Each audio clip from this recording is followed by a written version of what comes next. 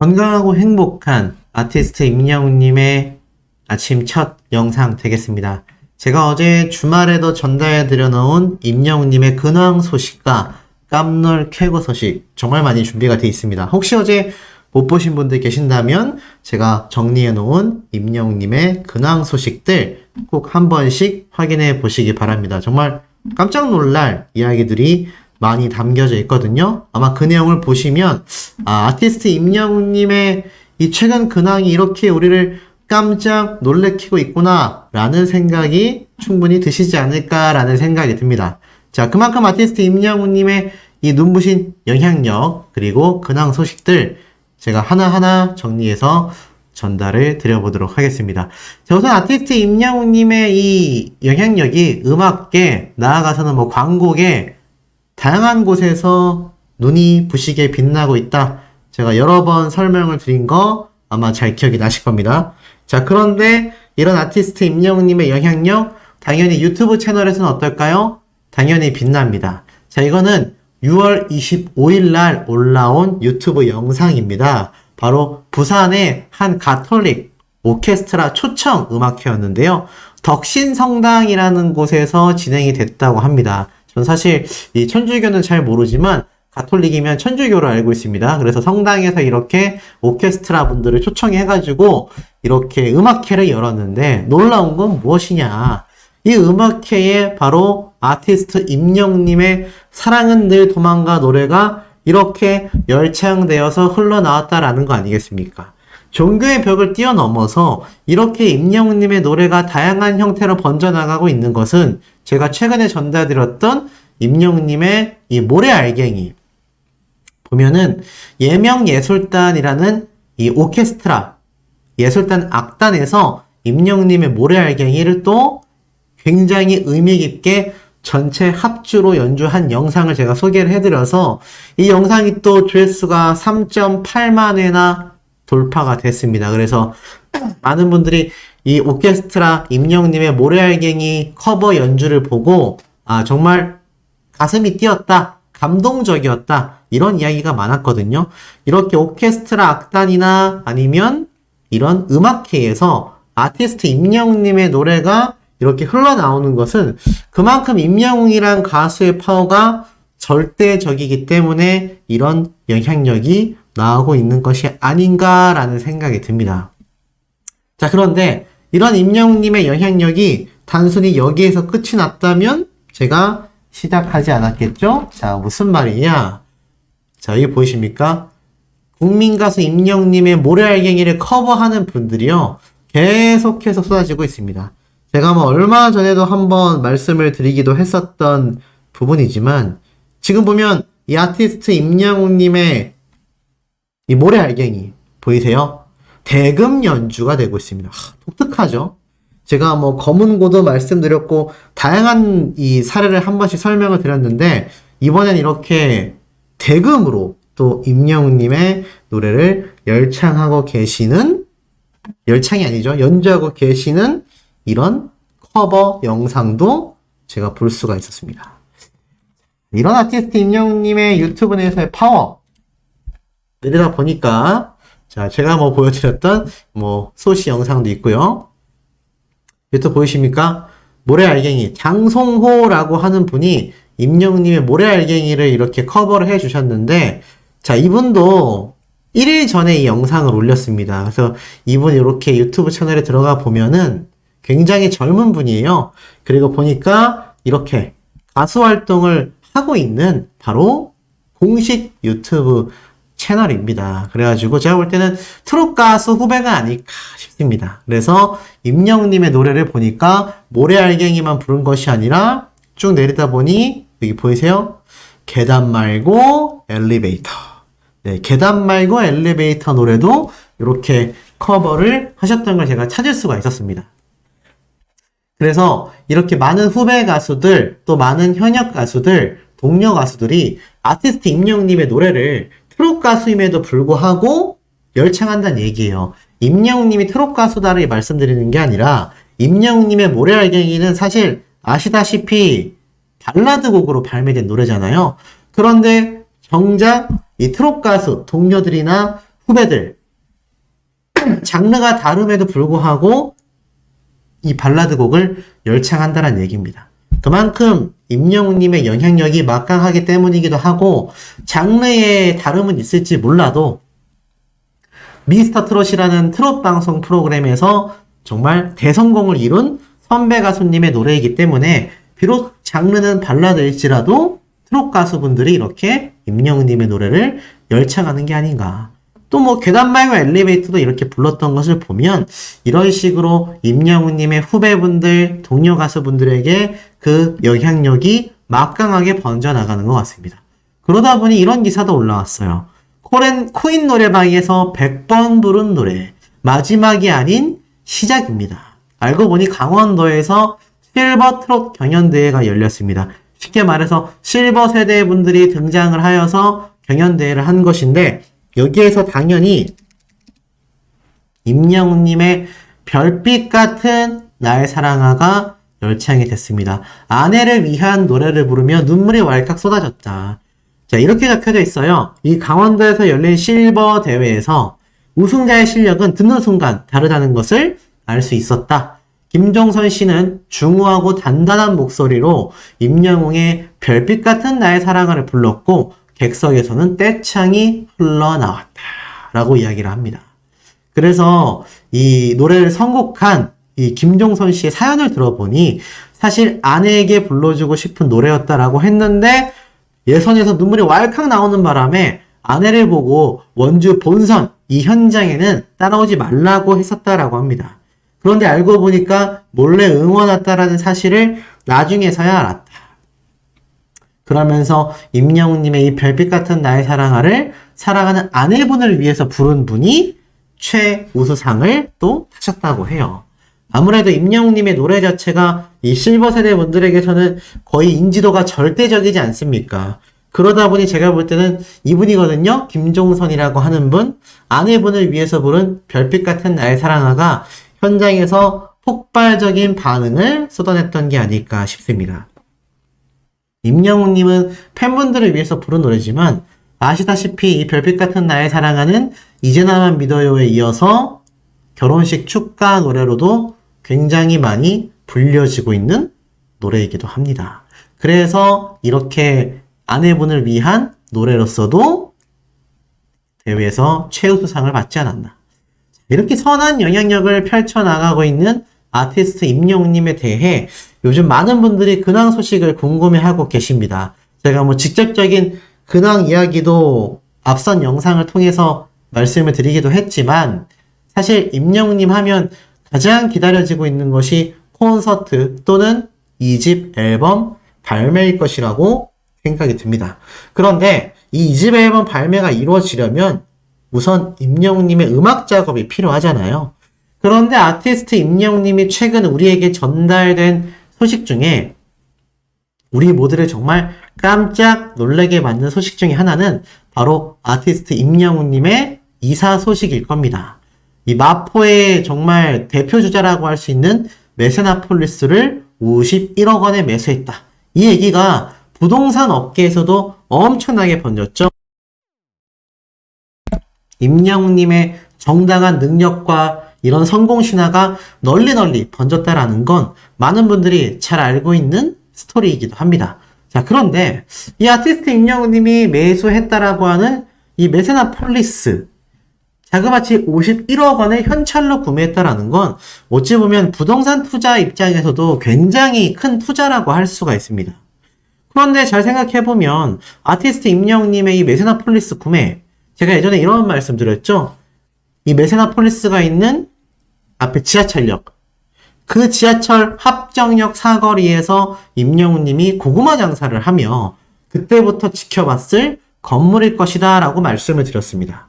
자, 그런데 그럼에도 불구하고 임영웅님이 매입한 이 메세나폴리스 펜트하우스, 그냥 일반 방도 아니고 펜트하우스를 매입을 했어요. 전용 면적이 244제곱미터로서 평수가 어마무시합니다. 자, 그런데 이렇게 100평에 육박하는 펜트하우스를 왜 임영웅님이 매입을 했을까? 이게 지금 보면 구조도거든요. 근데 잘 보시면 굉장히 독특한 구조라는 걸 알 수 있습니다. 을의 펜트하우스가 크다라는 건 다 잘 알고 계실 거예요. 그런데 이 펜트하우스의 규모를 보면 어떻습니까? 방이 굉장히 많습니다. 공간이 하나, 둘, 셋, 넷, 5개.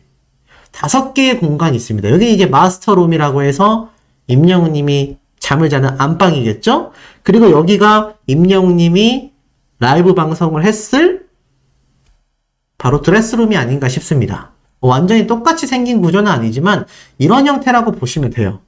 그리고 여기 거실에 이렇게 큰 식탁이 있고 테라스가 있는 형태도 있습니다.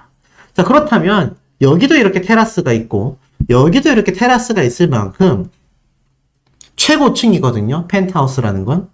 그렇다면 임영웅님이 도대체 이곳을 매입한 결정적인 또 다른 이유가 무엇이 있을까? 자, 안방부터 거실. 자, 보세요. 서재도 있죠. 여기에 침실이 1개, 2개, 3개죠. 메이드룸도 따로 있죠. 주방도 따로 있죠. 식당도 따로 있죠. 거실도 따로 있습니다.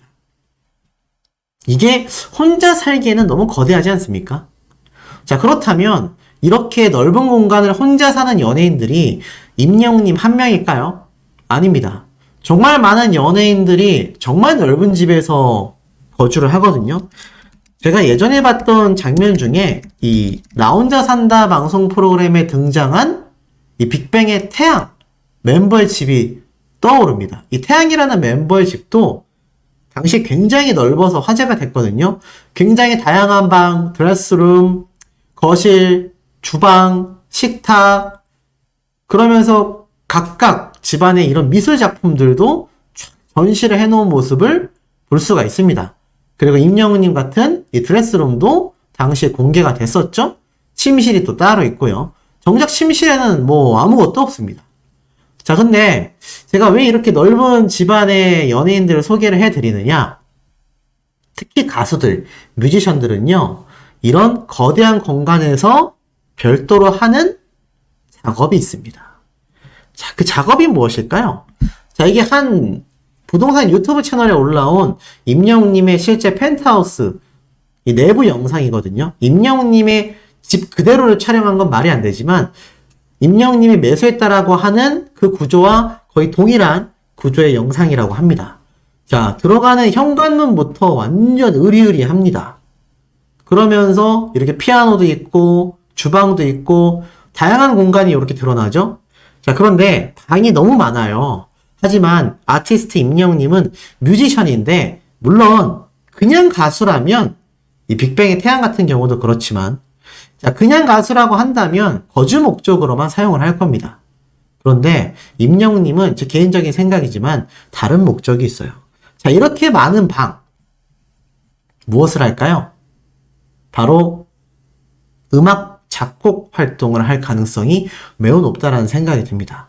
여기에서 한 가지 유추는 임영웅님이 최근에 이 라이브 방송을 했던 거 아마 기억이 나실 거예요. 제가 올려드리기도 했지만 임영웅님이 라이브 방송을 할 때 아시다시피 뒷배경에 드레스룸, 옷밖에 없었습니다. 심지어 그 라이브를 하던 순간에 임영웅님은 아시다시피 촛불을 켜두고 노래를 불렀을 만큼 사실 이 집안 내부 공개를 하지 않았어요. 물론 당연히 아시는 것처럼 연예인 역시 사생활이 존재합니다. 하지만 임영웅님이 이 정도로 비밀리에 아예 보이지 않게끔 라이브를 한 적은 사실 드문 것도 사실이에요. 그래서 아마 임영웅님이 집안을 보여줬을 때 혹시 팬분들에게 무언가 알 수 없는 스포일러 장면들이 있었던 게 아닐까라는 생각도 살짝 들 만큼 뭔가 굉장히 임영웅님이 조심스러워하는 모습을 좀 예측할 수가 있었거든요. 그리고 이 드레스룸은 임영웅님의 집 공간 중에서는 정말 작은 공간입니다. 큰 공간이 아니에요. 여기 보시죠. 드레스룸. 침실 1 옆에 있는 드레스룸입니다. 여기 나오는 곳은 그냥 드레스룸이 아니라 정말 여기는 큰 공간이에요. 그런데 임영웅님이 여기에서 라이브를 한 게 아니라 요 작아 보이는 요 작은 드레스룸. 그랬기 때문에 임영웅님이 앉아있는 공간이 굉장히 작았던 거거든요. 그렇다면 임영웅님이 집안을 공개할 수 없는 이유가 팬분들 사이에서도 제가 SNS나 커뮤니티에서도 찾아볼 수 있었던 건 아무래도 이 집안에서 그냥 펜트하우스를 구매한 게 아니라 임영웅님이 작곡 작업을 하기 위해서 이 큰 곳을 구매한 게 아니냐. 그런데 여기에서 한 가지 반론이 있죠. 임영웅님의 신사옥에 가면 정말 화려하게 만들어져 있는 녹음실, 작업 공간이 다 있지 않습니까? 그러면 뭐하러 임영웅님이 굳이 그 공간에 놔두고 이렇게 집안에서 하겠냐. 근데 반은 맞고 반은 좀 다르다고 생각합니다. 왜냐면 작곡 작업을 하는 뮤지션들은요, 내가 악상이 떠올랐을 때 내 주변에 작곡할 수 있는 시스템들이 확립되어 있어야 합니다. 그래야 내가 떠올랐던 가사라던가 떠올랐던 어떤 멜로디라던가 그것을 직접 피아노를 치거나 멜로디를 틀어놓고 노래를 부르면서 작곡 작업을 하거든요. 임영웅님이 이런 말을 했어요. 이 집 앨범은 내년이나 내후년에 발매될 가능성이 크다. 저는 이걸 이렇게 해석했습니다. 물론 쟁쟁한 작곡가분들도 작업을 하겠지만 꽤 많은 노래가 임영웅님의 손끝에서 탄생하겠구나. 런던보이, 모래알갱이와 같은 수많은 자작곡들이 임영웅님 손에서 탄생하겠구나. 그러려면 임영웅님은요 24시간 악상과 멜로디와 작사에 대한 생각으로 머리가 한가득할 겁니다. 유명한 작곡가도 노래 한 곡을 쓰기 위해서 정말 많은 시간이 걸리거든요. 만약 임영웅님이 이 집 앨범에 나의 자작곡을 가령 예를 들어서 3곡 또는 5곡 이렇게 만들어서 넣겠다라고 한다면 과연 임영웅님이 회사와 집을 오가면서 아무리 가깝다 하더라도 회사도 저녁이 되면 문을 닫잖아요. 새벽에 내가 씻지도 않고 일어나서 다시 소속사까지 막 가가지고 무언가를 하기에는 부담이 될 수 있단 말이죠. 하지만 아티스트 임영웅님의 이 넓은 펜트하우스라면 이 방방곡곡 안에 여기에 뭐 작업실, 녹음실 충분히 만들 수 있지 않습니까? 유명한 싱어송라이터들은요, 자기 집안에 이런 작업 공간 하나쯤은 다 마련되어 있습니다. 그렇기 때문에 임영웅님이 펜트하우스를 구매한 건 단순히 투자 목적이나 그냥 첫 집을 구매하기 위함이 아니라 소속사와 가까운 이점도 있겠지만 임영웅님에게 있어서는 앞으로 싱어송라이터라는 그런 원대한 길을 걸어가는 데 있어서 다양한 용도로 활용될 가능성이 매우 높지 않나. 실제로 제가 지금 보여드린 이 유튜브 영상에도 보면 입구부터 아예 피아노도 이렇게 놓여져 있잖아요. 물론 이게 뭐 작업 공간은 아닐 수 있지만 이런 식으로 다양하게 임영웅님의 2집 앨범 작업이 임영웅님의 아파트에서 이루어질 앞으로 3집, 4집, 5집 나올 앨범들 역시 비슷한 이유 때문에 임영웅님이 이 메세나폴리스 펜트하우스를 매입한 게 아닐까. 어떻게 좀 공감이 되시는지 모르겠습니다. 임영웅님의 영향력 제가 뭐 오늘 오전에도 오후에도 여러 번 설명을 드렸습니다만 자, 임영웅님의 영향력이 얼마나 막강한지를 알 수 있는 여러 대목들이 나오고 나아가서는 이 아티스트 임영웅님과 함께 더불어서 신정훈 대표님의 이 엄청난 의리까지도 제가 하나하나 볼 수 있는 대목들을 조금 설명을 드려보고자 합니다. 자, 어떤 내용들이 있느냐? 우선 첫 번째 소식부터 좀 남다릅니다. 자, 박성현이라는 가수가 새 앨범을 공개를 했어요. 사랑의 세탁기라는 노래인데 트롯 가수입니다. 요즘 트롯 가수들이 신곡 그리고 앨범 발표가 굉장히 많은데 자, 여기에 아티스트 임영웅님의 이름이 함께 언급이 됩니다. 왜냐면 이 박성현이라는 여자 트롯 가수의 노래에 새로운 신곡에 임영웅님의 사랑은 늘 도망가 노래를 편곡하고 또 다른 노래들을 작사 작곡한 홍진영 작곡가. 제가 한번 설명을 드렸어요. 이 트롯 여가수 홍진영 씨하고는 다른 분입니다. 작곡가 홍진영 씨가 이번 앨범에도 참여를 했다고 합니다. 결론 내려보면 어떻죠? 아티스트 임영웅님과 함께 곡 작업을 했었던 많은 뮤지션들, 많은 작곡가분들이 이만큼 이 트롯계, 다양한 음악계에서 활발하게 활동하고 있는데 그 이유 중에 결정적인 영향력은 바로 아티스트 임영웅님과 함께 곡 작업을 했다. 그것이 굉장히 주요한 이유들로 포함되고 있다. 그러니 아티스트 임영웅님과 함께 작업을 한 많은 관계자들이 얼마나 지금 승승장구하고 있는지를 잘 알 수 있는 대목이죠. 이런 신인 가수들조차 임영웅님의 노래를 작업한 작업자 분들과 함께 신곡을 만들어내고 있다는 겁니다. 이러한 영향력만 봐도 아티스트 임영웅님의 이 음악계, 특히 트롯계에서는 뭐 전무후무한 막강한 영향력을 행사하고 있다라고 봐도 절대 과언이 아닌 상태인 것 같습니다. 자, 그러다 보니 이런 결과도 함께 드러납니다. 임영웅님의 우리들의 블루스 뮤직비디오가요 2800만 조회수를 돌파했습니다. 역시 히어로다라는 평가가 지금 쏟아지고 있습니다. 쭉 내려보니 임영웅님의 이 우리들의 블루스 뮤직비디오가 정말 지속적인 인기를 끌고 있다라고 나타나져 있습니다. 지난 2022년 4월 달에 올라온 임영웅님의 우리들의 블루스 뮤직비디오가 이제 1년 정도 시간이 좀 지난 상태에서 2800만 조회수를 자랑하고 있습니다. 그냥 1000만 조회수가 넘어도 어마무시하다라고 말할 수 있는데 무려 2800만 조회수를 돌파했다라는 겁니다. 이러니 이 아티스트 임영웅님의 파워가 얼마나 막강한지를 알 수 있는 중요한 대목들이라고 할 수 있겠죠? 자, 근데 이런 결과가 끝이 아닙니다. 제가 앞에서도 말씀을 드렸지만 이 손흥민 선수와 임영웅님의 관계성이 이제는 다른 연예인들과 함께 쭉쭉 번져나가고 있습니다. 그런 아티스트 임영웅님의 영향력이 미스트롯 3까지 쭉 이어지고 있어요. 보니까 제가 한번 설명을 드렸지만 이런 기사들이 계속 나옵니다. 미스트롯 3가 런칭 됐다. 송가인, 양지은을 이을 스타는 과연 누구인가? 라는 이야기가 나오고 있죠. 사실 뭐 많은 언론사에서 미스트롯 3에 대해 좀 암울하게 보고 있는 것도 사실입니다.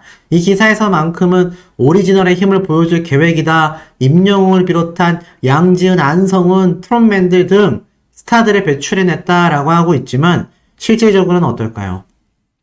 미스트롯 3 TV조선의 역량을 뛰어넘어서 아티스트 임영웅님과 탑6 트롯맨들 같은 스타들이 다시 한번 등장할 수 있기가 현실적으로 어떻습니까? 굉장히 어려운 상황에 놓여져 있다. 그렇기 때문에 이 아티스트 임영웅이란 가수의 영향력과 파워가 정말 전무후무하다라는 것을 이 TV조선과 이 미스터 트롯과 미스트롯을 제작한 서혜진 PD가 누구보다도 강력하게 체감하지 않겠습니까? 그러니 제2의 임영웅, 제3의 임영웅, 제4의 임영웅, 한 제10의 임영웅까지 나올 것 같아요. 근데 어찌됐건 그런 이야기가 많은 방송 프로그램에 아무리 붙는다 하더라도 소용이 없구나. 이만큼 아티스트 임영웅님의 파워가 절대적이구나 라는 것을 다양한 모습에서 우리가 확인할 수 있습니다. 자, 그렇다면 오늘날의 이 아티스트 임영웅님의 절대적인 영향력과 파워가 하루아침에 만들어졌을까요? 전 전혀 그렇다라고 생각되지 않습니다. 제가 최근 들어서 임영웅님과 이 신정훈 대표님에 대한 이 모습들 여러 가지 예를 들어서 말씀드리고 있습니다. 여기 보니까 이렇게 적혀져 있죠? 우리가 몰랐던 임영웅 이야기, 이 책자 이제 많은 분들이 잘 알고 계실 겁니다. 구매하신 분들도 많으실 거고요. 근데 이 책자에 이러한 설명이 적혀져 있죠? 을이라는 말이 이제는 임영웅과 신정훈 대표를 떠올리게 할 만큼 상징적인 단어가 되었다. 이를 알 수 있게 하는 끈끈함, 감동적인 비하인드 스토리도 존재한다라고 나타나져 있죠. 사실 임영웅님과 신정훈 대표님의 이 의리로 간다라는 이야기는 소씨가 알고 있는 이 연예계의 지인을 통해서도 제가 여러 번 설명을 드린 부분이기도 합니다. 자, 오늘은 이런 아티스트 임영웅님과 신정훈 대표님의 의리가 단순히 소속사의 대표님과 가수의 관계를 다시 한번 재정립하고 있다라는 결정적인 근거를 제가 찾을 수가 있었습니다. 아시다시피 임영웅님과 신정훈 대표님은 중소기획사입니다. 그러니까 굉장히 작은 규모의 소속사인 거죠. 제가 최근 피프티에 대한 이야기도 한번 말씀을 드렸지만 이번에는 그 피프티의 사례와는 또 다른 법적 분쟁을 가지 않는다 하더라도 애시당초 신정훈 대표님이 임영웅님을 처음 발탁했을 때 노래 실력, 외모보다도 나에게 강력하게 뇌리에 남은 건 바로 바른 인성이었다라고 이야기를 했습니다.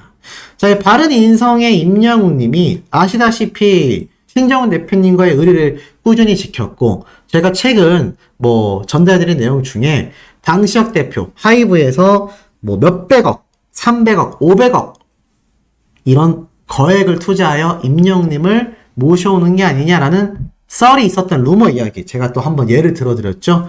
또 그 이야기를 많은 유튜브 채널에서 너나 할 것 없이 올렸더라고요. 소시의 영상을 아무래도 많이 참고하나 봅니다. 어찌됐건 요번 영상 역시 아마 비슷한 내용이 다른 채널에 올라온다면 소시의 영상을 보고 많이 따라해서 올렸구나 라고 생각해 주시면 될 것 같아요. 이게 저만의 분석이 담겨 있는데 자꾸 여러 채널에 올라가는 걸 보고 있자니 사실 좀 속이 쓰린 부분도 있습니다. 뉴스 기사가 겹치는 건 어쩔 수 없지만, 자, 요번 같은 경우도 그 어떤 채널에서도 올라오지 않았던 이야기라고 봐주시면 될 것 같습니다. 임영웅님과 신정훈 대표님이 왜 의리로 통하는지, 왜 친형과 친동생처럼 또는 제2의 아버지라고 임영웅님이 신정훈 대표님을 표현했는지 여실히 느껴지는 부분이에요. 아티스트 임영웅님이 커버했던 노래들 중에 빅뱅의 지드래곤 잘 알고 계실 겁니다. 이 지드래곤이요, 아시다시피 과거 서태지와 아이들의 멤버였던 양현석 씨의 우리나라 3대 기획사 중 하나인 YG 엔터테인먼트의 수장이라는 것은 아마 잘 알고 계실 겁니다. 자, 그런데 이 YG 엔터테인먼트의 수장인 양현석 씨, 우리나라 3대 기획사로 키우면서 빅뱅을 비롯하여서 21 등 대단한 가수들을 배출해낸 그런 초대형 기획사이기도 합니다. 근데 이곳에서 가장 유명한 가수라고 한다면 역시나 빅뱅의 리더인 지드래곤이겠죠. 근데 이 지드래곤과 양현석 대표와의 관계가 임영웅님과 신정훈 대표님하고는 전혀 다르다라는 겁니다. 왜 전혀 다른지 제가 설명을 드릴게요. 임영웅님하고 신정훈 대표님은 무명 시절 신정훈 대표님이 직접 임영웅님의 의상을 들고 다니고 이것을 세탁에 맡기고 찾아오고 심지어 슈퍼스타가 된 지금 신정훈 대표님 얼마나 굉장한 가수를 보유한 소속사의 대표님입니까? 그럼에도 최근 임영웅님이 등장하는 곳곳의 장소에 카메라를 들고 함께 대동하는 모습을 많이 목격했고 제가 그 이야기를 전달드려 오기도 했습니다. 그런데 초대형 기획사인 이 YG는 어땠을까요? 지드래곤은 유명한 연습생 출신으로 널리 알려져 있습니다. 어린 초등학생 시절부터 정말 10년 넘게 꾸준히 연습생 시절을 YG에서 거쳤고 정말 그 긴 시간을 이겨내서 빅뱅이라는 아이돌 그룹의 리더로서 선정이 됐거든요.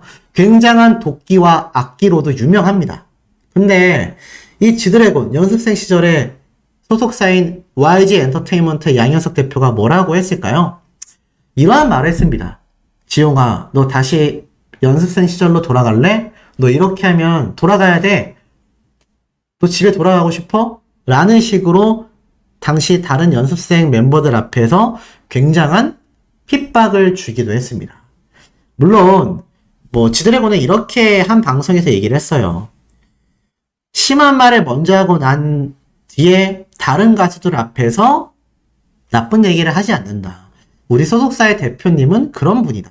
심지어 지드래곤이 들었던 말 중에 가장 심각한 말은 너는 빅뱅의 악의 근원이다 라는 이야기까지 들었다라고 해요. 연습생 시절부터 심지어 데뷔를 하고 난 뒤에도 엄청난 독설을 들어온 지드래곤이라고 합니다. 물론 회사 밖에서는 그러한 말을 하지 않는다고 해요. 근데 지드래곤이 굉장히 좋게 받아들였어요. 세상 밖으로 나갔을 때 어떠한 독설을 들어도 견딜 수 있게 만들어준 것 같다. 이게 얼마나 받아들이기에 따라 남다른데 이게 과연 좋은 의미로만 받아들여졌느냐?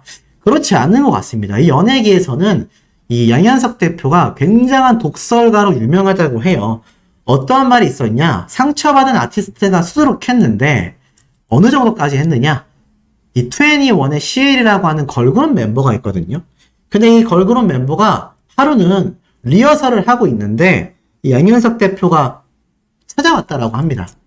근데 이 당시 때 리허설 중이니까 메이크업을 안 받았을 거 아니에요. 이 여성 가수인 리더에게 뭐라고 이야기를 했느냐? 누구세요도 아니고 대놓고 이러한 말을 했다고 합니다. 진짜 못생겼다. 와, 물론 이게 뭐 장난으로 한 말일 수도 있어요. 근데 이게 장난으로 끝이 나지 않기 때문에 이 연예계에서 유명한 독설가로 알려져 있지 않을까요? 여가수에게 쌩얼, 민낯의 모습을 보고 첫마디가 아 진짜 못생겼다.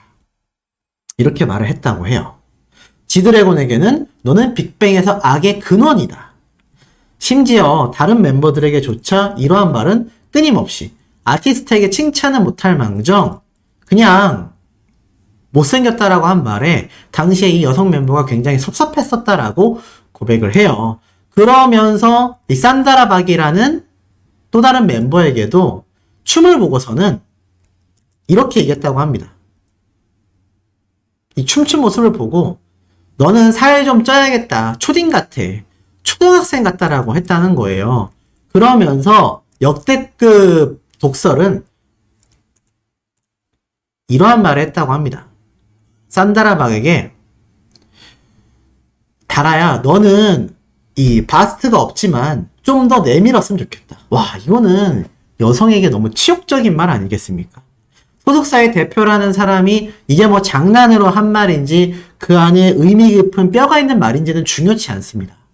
적어도 응원을 해주지는 못해도 독설은 날리지 말아야 하는 법인데 이것이 워낙에 심했다라고 해요. 그래서 사실 제가 볼 때는 이게 소속사의 대표로서의 모습보다는 아무래도 소속사의 가수들이 상처를 받는, 피하고 싶어하는 그런 대표였다라고 보여집니다. 근데 우리 아티스트 임영웅님은 어떻습니까? 신정훈 대표님이 임영웅님의 첫 팬미팅 때 직접 나서서 몸빼 바지를 입고 춤을 추고요. 노래를 부르고요. 그리고 임영웅님이 미스터 트롯에서 우승했을 때도 어머님과 할머님과 함께 이렇게 대동된 자리에까지 항상 함께 하면서 임영웅님이 선물해준 신발 하나에도 너무나 고마워하고 옷 한 벌에도 너무나 고마워하고 기뻐하던 모습을 보여줬습니다. 이게 뭔가 이 유명한 우리나라 초대형 기획사의 대표인 양현석 대표와 지드래곤, 임영웅님과 신정훈 대표님의 관계성과는 정반대이지 않습니까? 제가 이런 말씀 드렸죠? 정말 주변에 있는 인프라, 커뮤니티, 주변 사람들이 중요하다. 그 사람들에 의해서 인성이 성립된다라고 말씀을 드렸습니다. 저 양현석 대표에게 독설과 악담을 수많은 이야기를 들어왔었던 저 가수들이 지금 얼마나 이제 와서 보면 상처가 됐겠습니까? 하지만 임영웅님은 항상 신정훈 대표님과의 의리를 지킬 수밖에 없는 이유가 이 사람은 소속사의 대표님이기 이전에 형 같고 아버지와 같이 든든하고 따뜻함을 선사하고 있기 때문입니다. 물론 일적인 면, 일머리는요. 양현석 대표가 더 총명하고 더 현명하고 더 빠른 판단을 할지 모르겠습니다. 하지만 신정훈 대표님은 작은 기획사의 대표님이지만 그런 재정적인 문제보다도 임영웅님이 오로지 가수로서 자신만의 길을 굳건히 걸어갈 수 있는 그런 길을 만들어주는 아버지와 같은 대표님 아닐까요? 저는 임영웅님에게 양현석 대표와 같은 사람보단 신정훈 대표님 같은 분이 있기 때문에 지금의 빛나는 위상이 더욱더 빛난다라고 생각합니다. 우리 소천사님들이 보실 때는 어떠세요? 어떤 대표님이었다면 임영웅님이 지금과 같은 성공을 이뤄낼 수 있었을까요? 저는 신정훈 대표님 말고는 떠오르지 않는 것 같습니다. 그러니 작은 기획사인 만큼 일적인 부분에서 뭔가 미흡하고 부족할지라도 우리가 응원하고 함께 도와줘야 하는 결정적인 이유가 아닐까라는 생각을 합니다.